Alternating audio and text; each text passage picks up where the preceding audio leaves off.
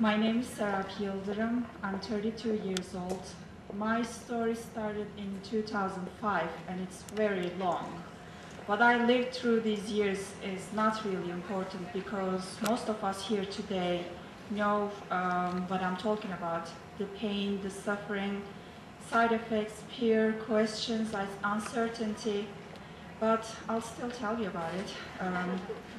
That's why I'm here, right? I became a mom in 2003 after a difficult pregnancy. When my baby was 1 year old, we decided to have another baby. But it didn't happen. When she was about 18 months old, I felt something but couldn't be sure if it was a milk dud or a lump. In a couple of months, I went to my gynecologist and there we talked why I wasn't able to get pregnant yet. And she said she was going to send me to an infertility doctor, but first we needed to learn that little something was nothing. She sent me to a surgeon oncologist who sent me to have an ultrasound. And there they said, "You're so young, this looks nothing like but a fatty tumor." My surgeon said, "If you want, we can remove it or leave it and follow up every 3 months, or just biopsy it with a needle." I said, "Let's remove it." They removed it and the hospital gave a report of fatty tumor. 2 weeks later, my breast was still swollen. I called my surgeon. He said, it might be because of the surgery. But if it doesn't get better, come and let's have a look. 3 weeks later, it was still swollen, so I went back to my surgeon. And he sent me to have another ultrasound. I went to the same place, saw the same doctor. For 2 hours, they looked and they did a mammogram, and doctor took me in a room saying that there are 2 tumors and they don't look good. My surgeon sent me to have them biopsied by needle. There they found 1 more tumor and took 4 samples from each. All 12 samples came back with cancer. It was ductal carcinoma in situ. I was scheduled to have mastectomy on the day after my daughter's 2nd birthday. 2 weeks prior to my mastectomy, my breast started to get red. My husband was searching the internet and he found out that it might be another and more aggressive type of cancer. When I went back to my surgeon, he said it might be infected because of the biopsy. He gave me an antibiotic and called me back 4 days later to check if it was still red.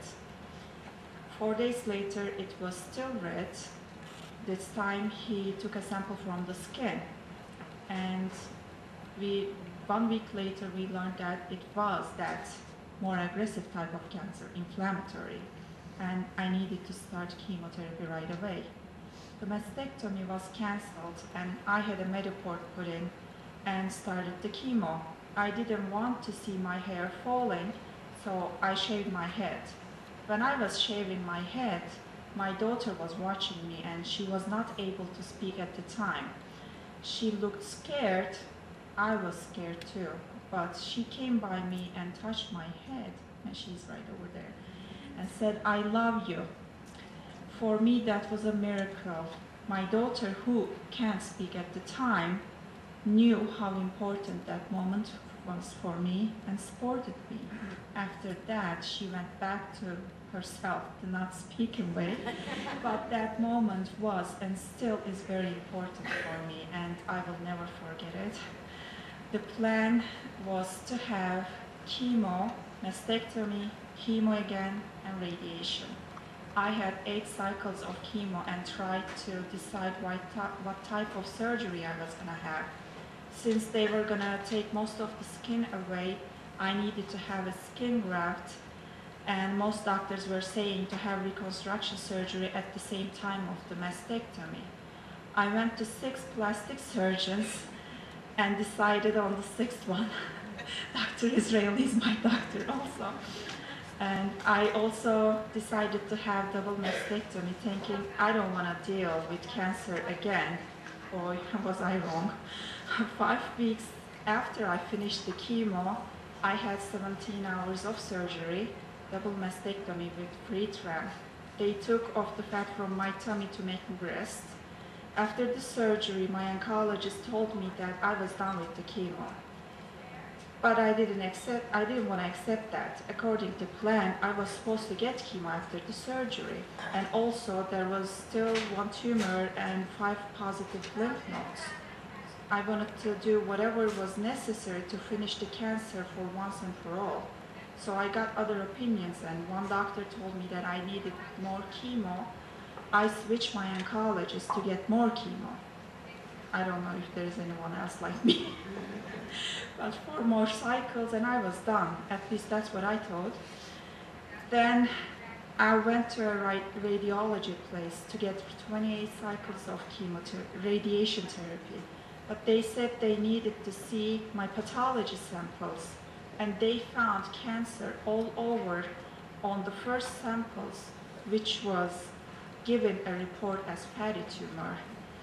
But until I got that report, I worked really hard because hospitals tried to hide the samples once they learned their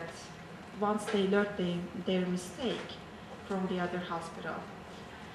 What I learned from this experience is that a lot of people doesn't really care about cancer until they or someone close has cancer. That mistake meant another surgery for me because the other part of that area was left during mastectomy. It was more like underarm. But before this, we decided to go on a vacation because I was done with the chemo and radiation and everything. Right before we left, I had scans to see if everything was okay, but couldn't learn the results until I left for vacation. On the vacation, my oncologist called me saying that my thymus gland had gotten larger. It might have meant cancer. Of course, the vacation was over right then and there. When I came back, I also had my surgery to remove that area. My plastic surgeon decided to remove a little part of the other breast to make them even because the one that got radiated got a little smaller. They found cancer on the part that plastic surgeon removed from the other breast, which had no cancer before. I didn't have biopsy from thymus gland because I had to start chemo anyway. I had 9 months of chemo. I was looking forward to finish it. On the first year of my treatment, I gained weight, but this time I was losing weight. Total of 55 pounds I lost. I looked like myself again. I didn't lose all my hair. And after 9 months of chemo, it ended. I said, okay, there were 2 breasts. I had cancer on both. This time I'm really done. I don't have any other breasts. So, but my free of chemo days were over again after 5 months.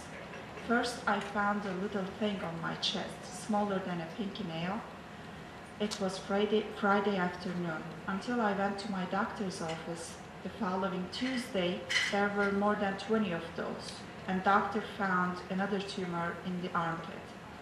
They were biopsied the same day, and the results were cancer which metastasized the skin. Again, I started chemo. This time, doctor said I might have to get chemo for life. It's been 11 months, and 2 months ago, the cancer became active again, and doctor had to change the chemo drug.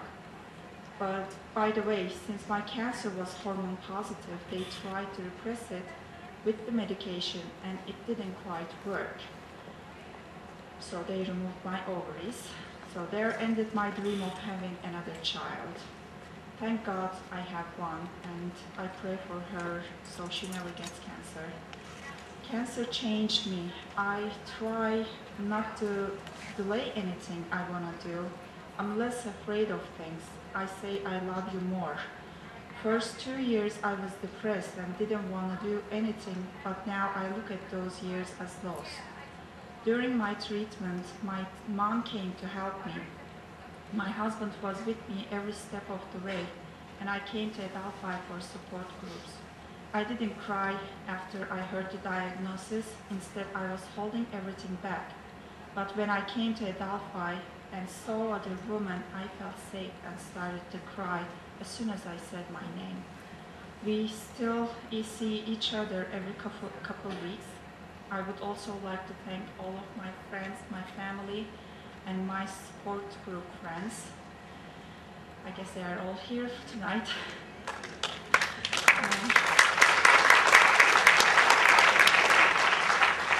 When I accepted the fact that I have to live like this, I wanted to do something to help people. I called ACS and Adelphi. Both said that you need to finish your treatments 1 year prior to become a volunteer. I couldn't find a way, but my husband said, why don't you make a website? I don't know how to build a website, so I tried to learn. First I got help, then that person hacked the website. Then I read everything I could find, and little by little I learned. I get a lot of thank you messages, and that really makes me happy, but I would like to say this. I'm just one person who made a website. The important thing is that all together we can make a difference. If I can move a stick by myself, all together we can move a big log. A lot of people said that my website is the first one in Turkey as a cancer support website. It was published in a newspaper, in a few newspapers. One of my articles was published in a monthly psychiatry magazine. I was on TV and radio there. For the first meeting, a lot of people came from other cities, and I asked to airlines if they could donate the plane tickets, and one of them said yes. So I got free tickets for them. When a district governor of one of the cities in Turkey saw my name and one of the members' name in the newspaper, they wanted to present us an award. Unfortunately, we still couldn't go and get it, but just to hear this was great. I asked the psychiatrist if he could come and help patients with their questions if they should have any, and he accepted without asking anything in return. When a radiation oncologist heard the website from one of his patients, he asked if he could assist any question. Now, with 2 doctors answering the questions, members feel safer knowing that their questions are being answered in 2 days.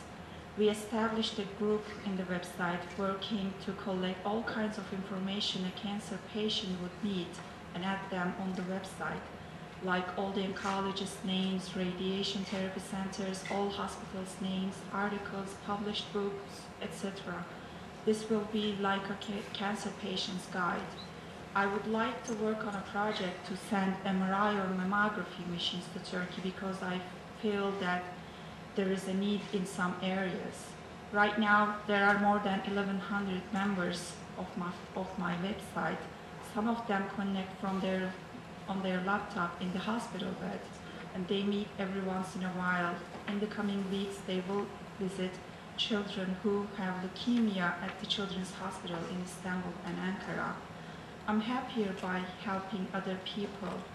Now that my cancer is chronic, I started training here at Adelphi to become a volunteer at the breast cancer support program.